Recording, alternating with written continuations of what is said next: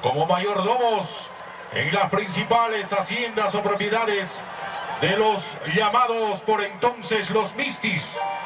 Sus características del hombre guaraicho bandido son el ser bandolero, avijeo, beodo, mujeriego, domador, torero, charanguero, mañoso, abusivo, astuto y otros adjetivos.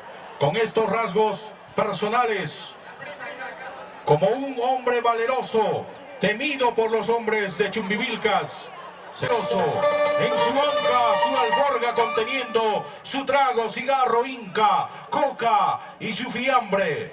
En remembranza al hombre guaraicho, el cantautor Amílcar Maldonado Gómez, del conjunto musical Trío Colquemarca, ha compuesto la canción Guaraicho Bandido, que expresa todas las vivencias que tuvo en aquel entonces. Hoy se manifiesta como Guaraicho Bandido. Sí, sí.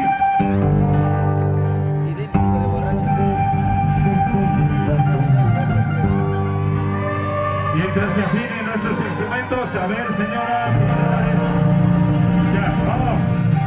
Una danza, Guaraicho Bandido.